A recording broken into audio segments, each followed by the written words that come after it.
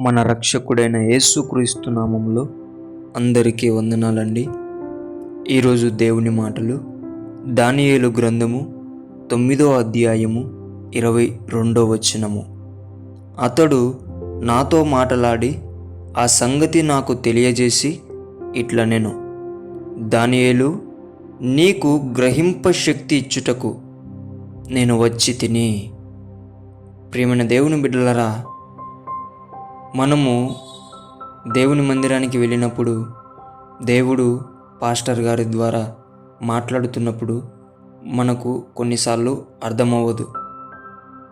మనము ఇంట్లో కూర్చున్నప్పుడు దేవుని వాక్యమును పట్టుకున్నప్పుడు ధ్యానిస్తూ ఉంటున్నప్పుడు కొన్ని వాక్యములు మనకు అర్థమవ్వవు. మనము నిద్రపోతున్నప్పుడు దేవుడు కళ ద్వారా కానీ మాట్లాడినప్పుడు మనకు అర్థమవ్వదు. దేవుడు మనకు దర్శనమిచ్చినప్పుడు కూడా మనకు చాలాసార్లు అర్థమవ్వదు. ఎందుకు తెలుసా? మనకు గ్రహింప శక్తి లేదు. దేవుడు అంటున్నాడు, దేవుని బిడ్డ, ఆనాడు దానియేలు గారికి గాబ్రియేలు దూత ద్వారా గ్రహింపగలిగే శక్తి దేవుడు ఇవ్వడానికి ఇష్టపడ్డాడు. దేవుడు నీకు కూడా ఈ మాటల ద్వారా గ్రహించే శక్తి దేవుడినికి ఇవ్వబోతున్నాడు. దేవుణ్ణి అడిగి నీవు పొందుకోవాలని ఆయన ఈ మాటల ద్వారా నీ దగ్గరికి వస్తున్నాడు. దేవుని బిడ్డలారా, ఇంకా చింత యావత్తు ఆయన మీద వేయి.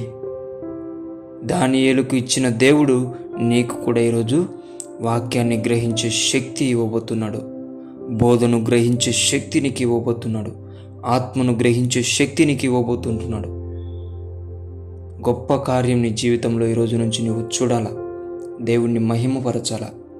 అటువంటి బిడ్డగా నీవు తయారవ్వాలని దేవుని పేట మనవి చేసుకుంటున్నాను. దేవుడి మాటను దీవించునుగాక. ప్రార్థించుకుందాం. యేసయ్యా, మీకు వందనాలు ప్రభువా. నీ ప్రియుడైన దానియేలు గారికి నానా నీ దూత ద్వారా గ్రహించే శక్తి నీవు అనుగ్రహించావు నాయనా. నీ బిడ్డలకు కూడా ప్రభువా ఈ మాటల ద్వారా నీవు గ్రహించే శక్తి నానా ఇస్తున్నందుకే నీకు కృతజ్ఞతాస్తుతులు చెల్లించుకుంటూ యేసు నామంలో అడిగిన ప్రతి బిడ్డకు నీవు ఇవ్వమని ప్రార్థిస్తున్నాం తండ్రి. ఆమేన్.